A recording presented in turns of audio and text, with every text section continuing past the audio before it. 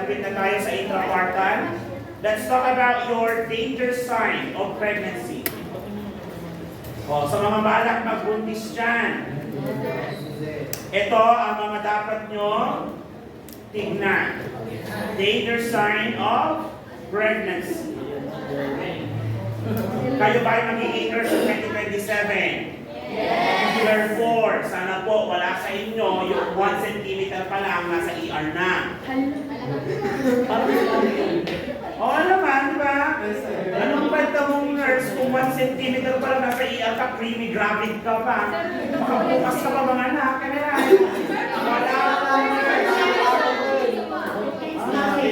Wala akong nurse na pupunta ng hospital ng 1 cm pa lang. O bilang lalaki, asawa mo, buntis, nurse kang lalaki, kailangan matuto ka rin practicein mo yung sa iyo? Jowa! O sige, ilang centimeter index finger? 1. Middle finger? 1 to 1.5. Tama po ba? Yes, pag pinagsama silang dalawa, 2 to 3. Medyo lumawag, twice. 5 to 6. Kapag quadruple, 8 to 10. Tama po ba? Yes. Is that the full dilation? Yes. Centimeter. So, danger sign tayo ng inyong pregnancy. Number 1 na po dyan, si vaginal bleeding. Take note of this. Any form of bleeding or vaginal bleeding during the course of pregnancy should be causing an alarm. Okay? Take note of that. Lahat ng pagdurugo sa vagina ng babae during the pregnancy or the course of pregnancy should cause you an alarm.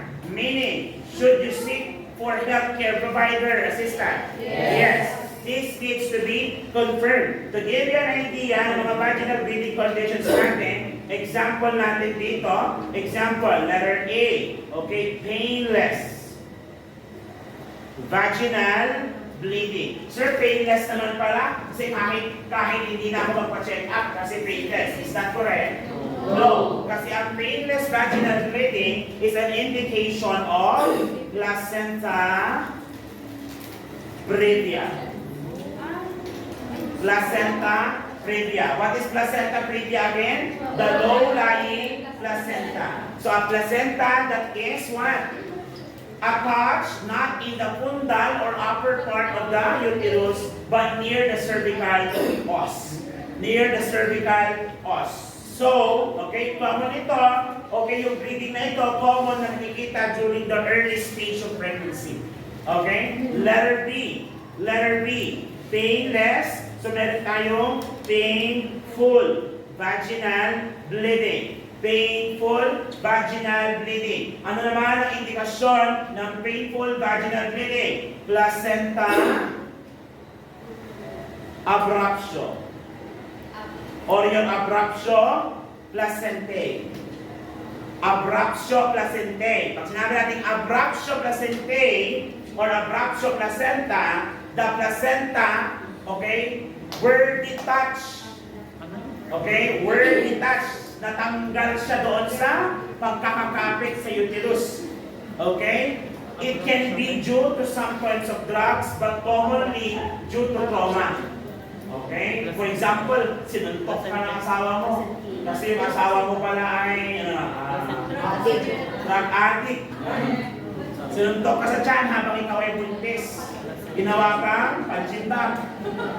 Okay? So yun, pwede pa detach. Basically, if this is the uterus, yung placenta, either fully detached, okay, fully detached, okay, fully detached or partially. Okay, fully detached or partially. Kung kaya naman siyang kontrolin, okay, at hindi naman nag-cause ng fetal distress, pwede pang i-continue yung pregnancy. Pero kapag hindi na po nakokontrol, then they need to undergo cesarean section. Okay? To remove the fetus okay, to remove the fetus, to remove the baby para may save pa. Okay, para may save pa. Okay, next, another one. Number 2, persistent vomiting. Persistent vomiting. Vomiting in the pregnancy of around 1 to 2 times per day is normal. Okay? Vomiting in the pregnancy or during pregnancy is normal. But a frequent vomiting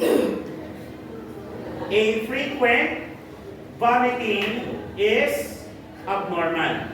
A frequent vomiting is abnormal. Okay? Ngayon, sir, paano naman kapag last stage of pregnancy? Third, try. Kung nung early stage, ang 1 to 2 vomiting per day is normal, on the third stage, okay, pag lumobra na po sa tatlo yan, it can be abnormal also. Now, what is the danger of vomiting? What is the danger of vomiting? Take note that vomiting continues, okay, the 12th week of pregnancy, okay? So vomiting continues, okay, past the 12th week of pregnancy. Continue vomiting past the 12th week of pregnancy, okay, is considered as abnormal. Okay? Considered as abnormal. So, normal lang during this early stage, okay, yun yung tinatawag natin morning sickness. Okay? So, persistent vomiting. Now, what is the danger of persistent vomiting sa pregnant women? The danger is, fluids and electrolyte imbalance. Fluids and electrolyte imbalance. So, I discussed this yesterday sa second video. Okay? When I talk about vomiting, ano ang develop? Metabolic or respiratory condition? Acidosis or alkalosis? So, pag ako nagsuka, anong nilabas ko? Acid or alkaline? Since acid ang nawawala, ano may iwan?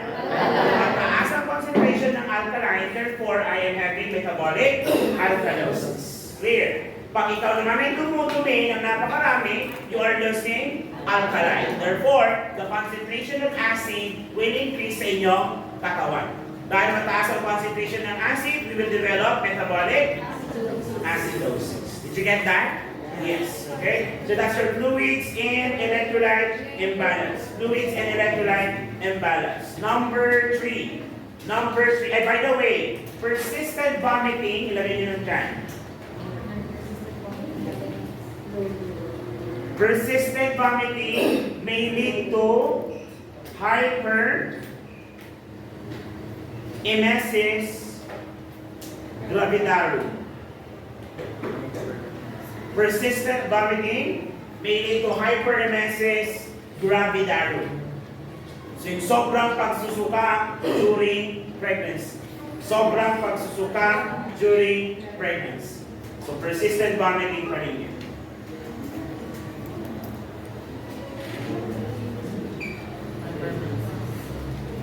Number na tayo. Number 3. Okay. Number 3. Chills and fever. Chills and fever. Okay. Pag chills and fever during pregnancy, okay, delikado din po ito.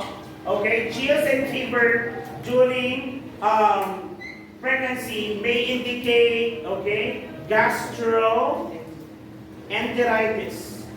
Okay? May indicate gastroenteritis condition. Okay? Ano pa? It can be also due to uterine infection. Delikado ba ang uterine infection?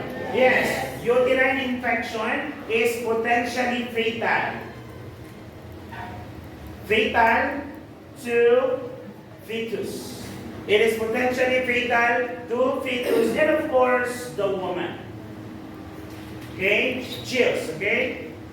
So that is your chills and fever. Ano pa? Chills and fever in pregnancy may also indicate malaria. They may also indicate malaria.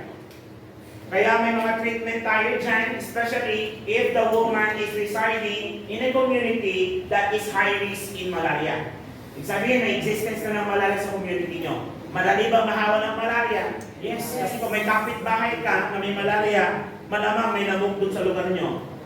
So yung lamok ang maglilipat sa iyo noong causative agent ng malaria. O microbiome nyo, ano ang causative agent ng malaria? So the Anopheles mosquito is the vector, that's not the cause. So the cause is the causative agent. It has to be the microorganism. What is the microorganism? Yan, si Plasmodium.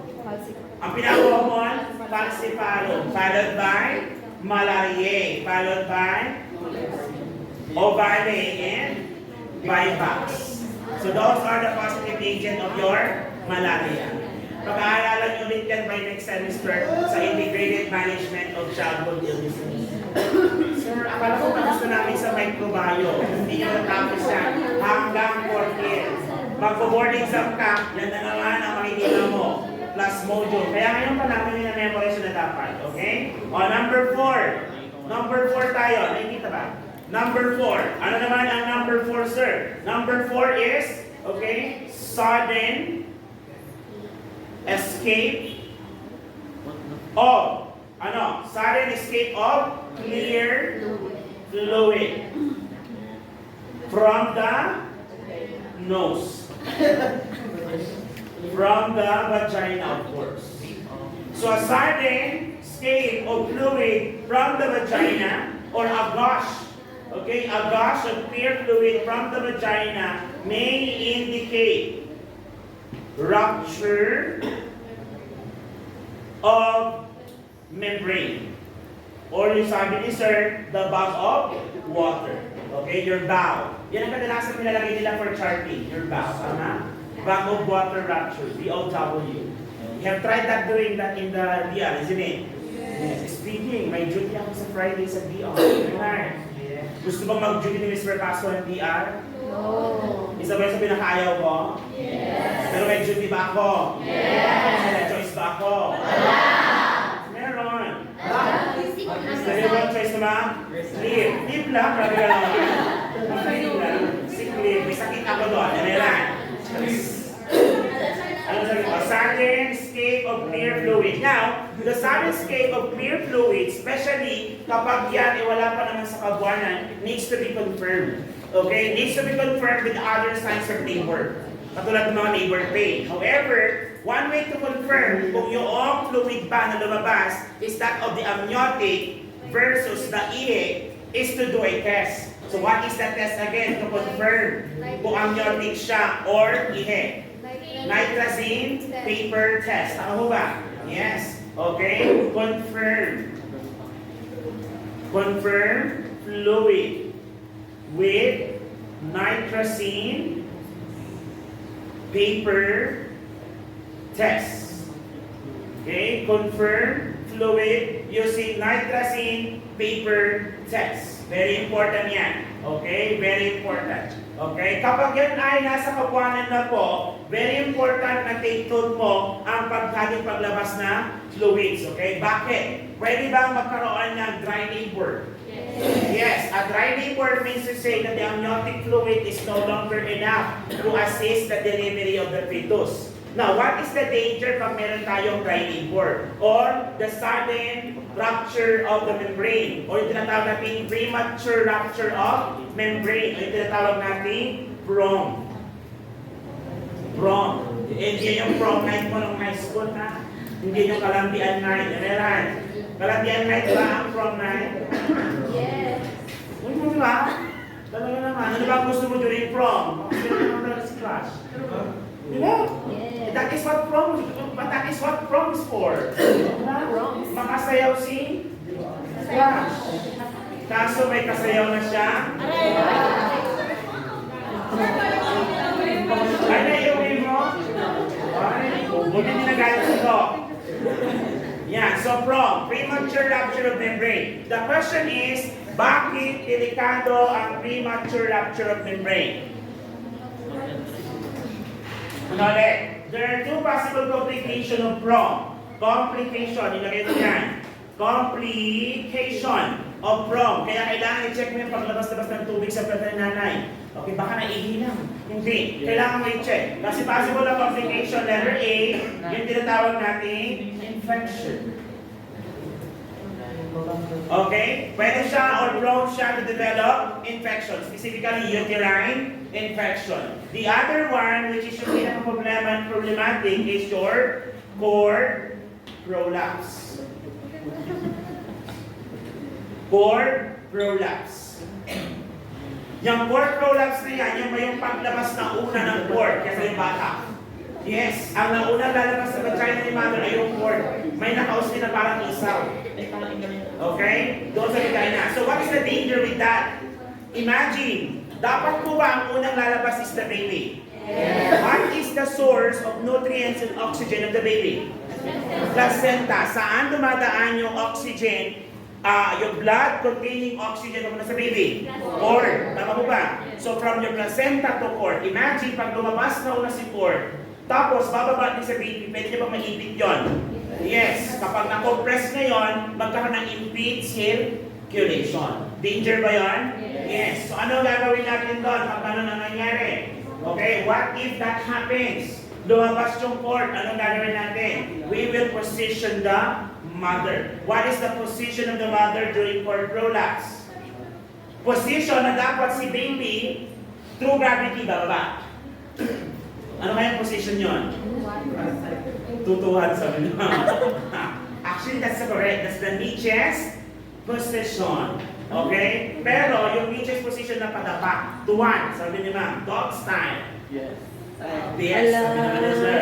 Alam na this. Anong sabi niya? Tuwan then, dog style. Parehas na nag-yes. Did you get that? Yes. Okay? So that's your one. Anyway, we'll be discussing this more by next semester. Okay? Ha? Dog style. Sige, lagay mo. Lagay mo sa quiz. Yung dog style para mag-dog din yung grade mo. Next. Okay? Number 5. Number 5, abdominal or chest pain. Abdominal or chest pain. Okay? Any pain in your abdominal area would cause an alarm. Kasi nga, kung hindi man yan regarding sa inyong pagbubuntis, maaaring constipated ka rin.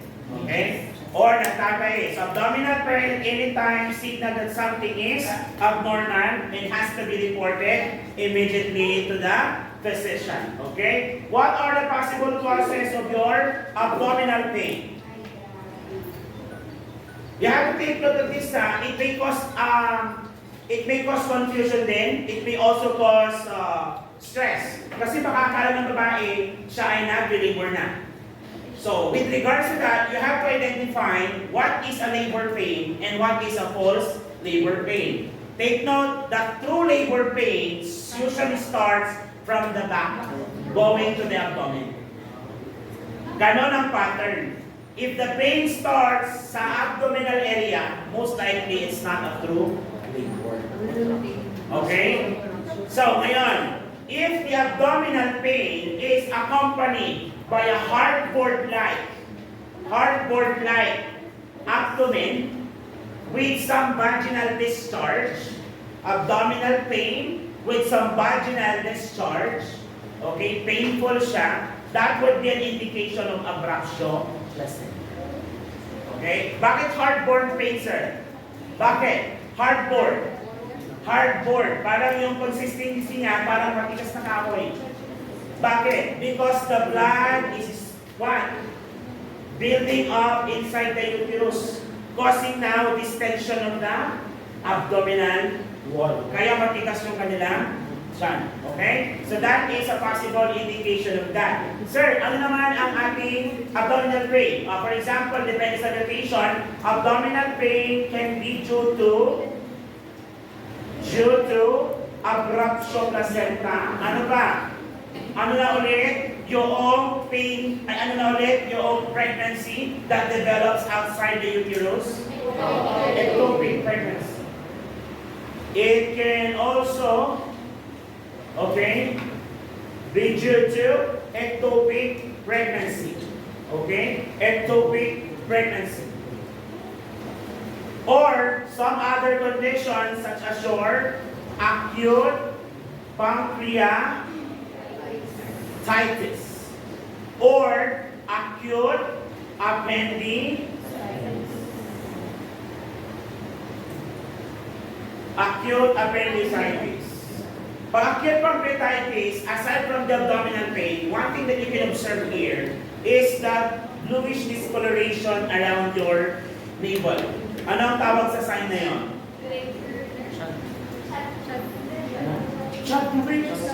Umbilical cord. The bluish discoloration. Diniscribe mo sa assessment mo.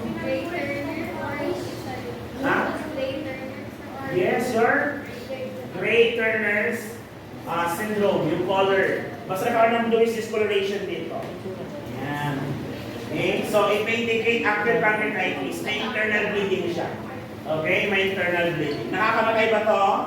Yes. Acute pancreatitis is actually related sa condition na bangungot. You know what bangungot is?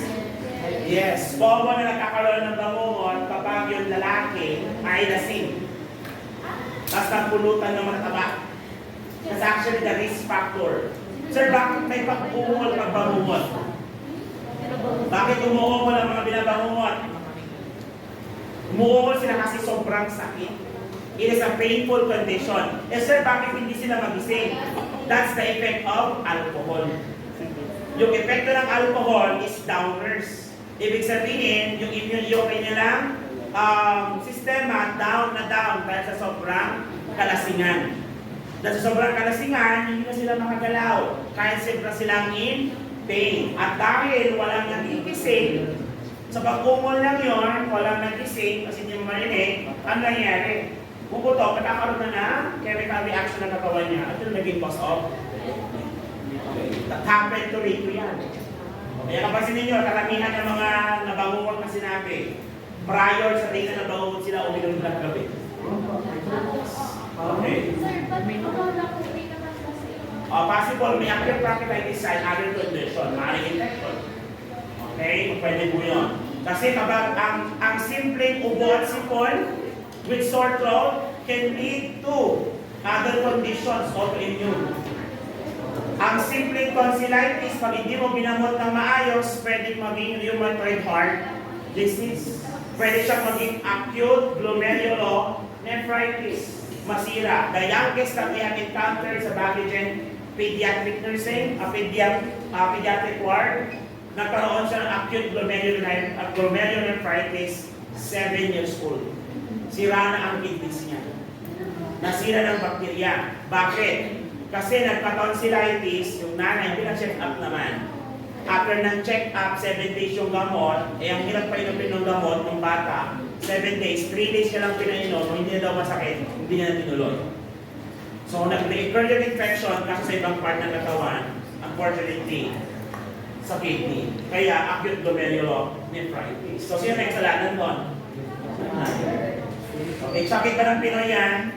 Yes, yung magpapareseta, pag niresetahan, pag wala na nararamdaman, tatapos ba yung gamit? Hindi na, kasi tinatama. Tama mo ba? Yes. Okay? So that is your abdominal pain. Eh sir, paano naman pag chest pain? Paano naman pag chest pain? Ano yung mga possible causes ng chest pain? Okay? Ano? Chest pain. In some cases, pwede naman siya pyrosis lang. What is pyrosis? Pyrosis. In layman's, we call this as heartburn. Okay, heartburn, linked siya sa reflux. What is reflux? GERD. Are you familiar with GERD? Gastroesophageal reflux disorder.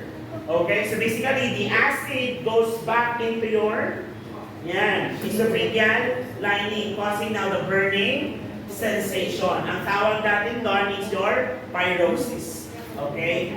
Ang characteristics ng pain na ito ay parang na-atake din sa puso. Okay? Chest pain. Pyrosis. Okay?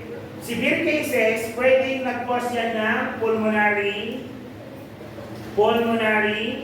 embolism. Pulmonary embolism. Alam niyo ba pag when I was reading the discussions here, okay, nabasa ko ganyan, na during pregnancy, okay lang naman daw mag-sex.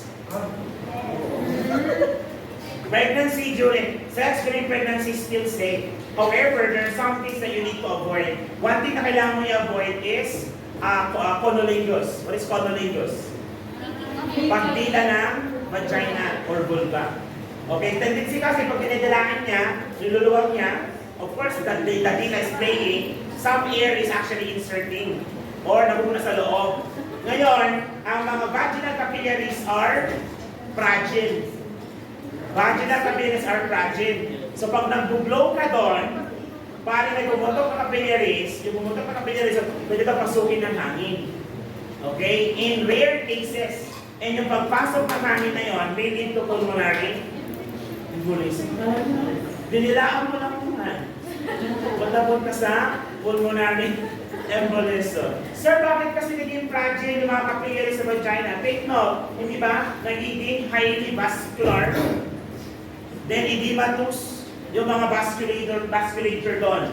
Okay? Pag naging edematous at naging highly vascular, ibig sabihin, malakas ang pressure sa mga capillaries, pwedeng pumutok. Okay? Especially kapag may existing little aneurysm doon. Ano yung aneurysm? Dilated veins. Yung veins mo, sa sobrang gamit na gamit, alam niyo parang lastic o na binan, na hindi na bumalik.